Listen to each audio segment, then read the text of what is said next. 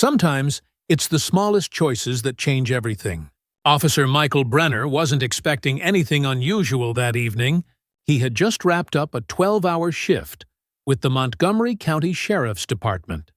12 hours of paperwork, domestic calls, and a car chase that ended with a foot pursuit through muddy backyards. He was exhausted, mentally and physically.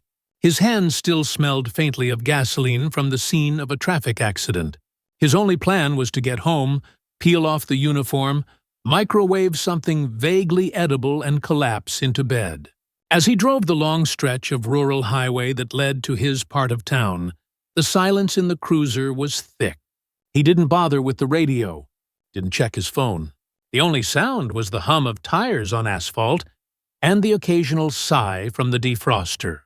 That's when he saw him, a shadow on the shoulder. A man bent over a bicycle, unmoving, just barely illuminated by a flickering streetlight. Michael barely registered the figure as he drove past.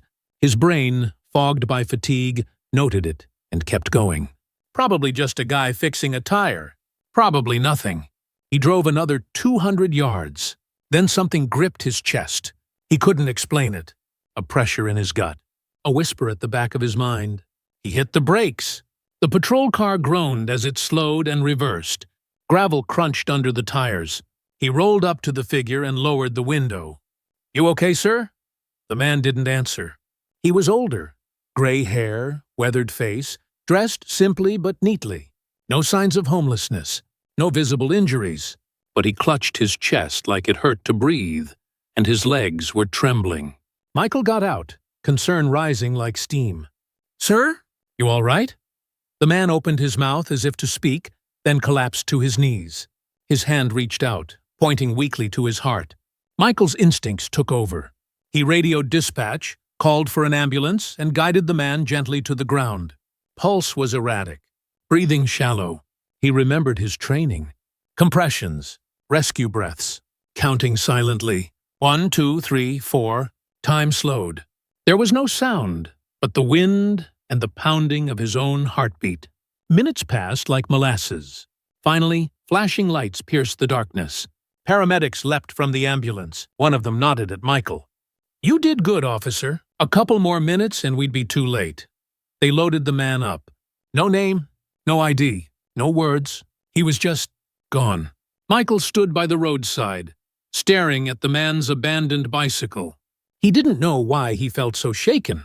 He'd saved lives before. He'd followed the book. But this felt different. 3 days passed. Nothing. Michael went back to his routine. Patrol, paperwork, school zone duty.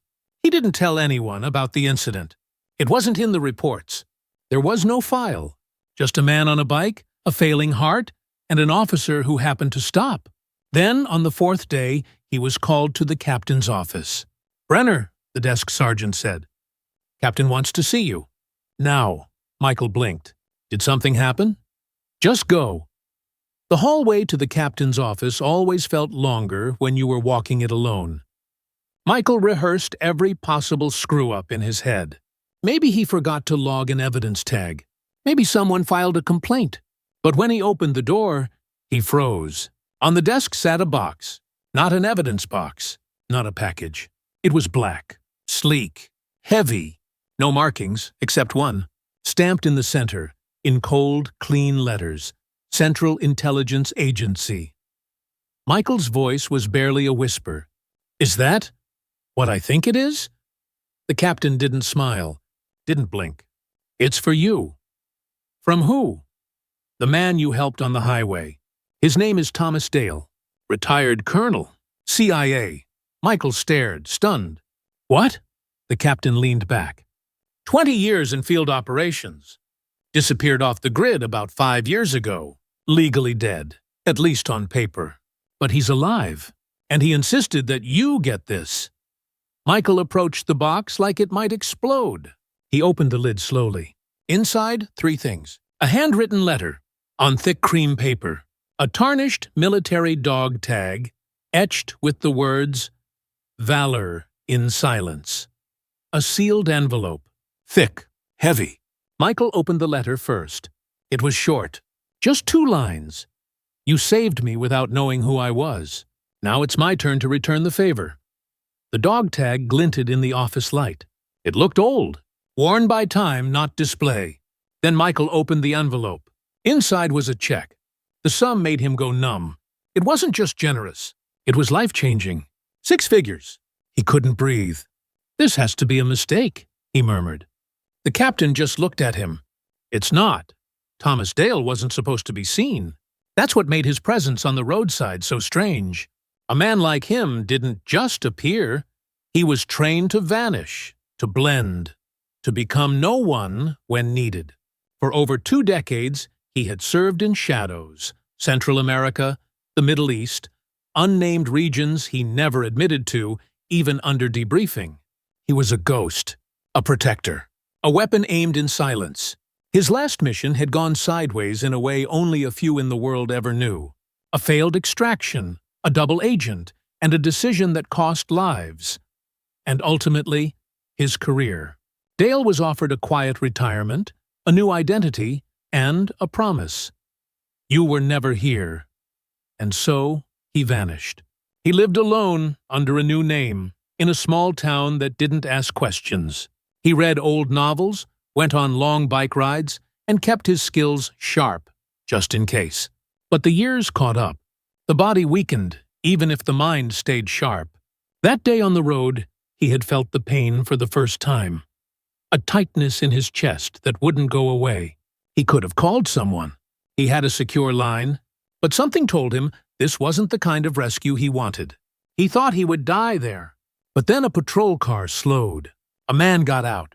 And that man didn't ask who he was, didn't demand ID, didn't record, didn't judge. He acted. In Thomas's world, people like that were rare. People who moved on instinct, not orders. People who still believed that doing the right thing didn't need reward. From the hospital bed, when he finally came to, the first words out of his mouth were, "Find him." The nurse was startled. "Who?" "The officer. I need his name." It took a few calls, a few quiet inquiries, but within 24 hours, he had the name. Michael Brenner. And Thomas Dale made a decision. He would break silence. Just once, Michael couldn't sleep that night. The box sat on his kitchen table like something holy. He kept staring at the tag, the words etched into it, the number on the check. It wasn't just about the money. It was what it meant. Someone had seen him, someone powerful. And that person cared enough to say thank you. That didn't happen in his line of work. Officers like him were used to being ignored, or worse, hated. The uniform had become a symbol of everything broken. But now, someone had reached through the noise and told him, "You matter." The next morning, Michael did something he hadn't done in years. He took a different route. He drove to the road where he'd found the man. Parked. Got out. The sun was rising, gold and silent. He walked to the spot, placed the dog tag gently on the grass, and whispered, "Thank you, Colonel." He stayed there for a while. No sirens, no calls, just wind and memory. A week later, a final letter arrived. No return address, no stamps, just his name. Inside, a single sheet. "You reminded me that there are still men of honor wearing the badge. That not all heroes carry classified files. Some just stop their cars when they see someone hurting. And that is enough. We may never meet again. But know this. If the day ever comes when you need me, really need me, the box will find its way back to you. T.D." Michael smiled, folded the letter, and placed it inside the box. Then he locked it in the top drawer of his desk. Not as a trophy, but as a reminder. Sometimes the most ordinary choices echo far beyond what we can see. And sometimes, doing the right thing is the most powerful act of all.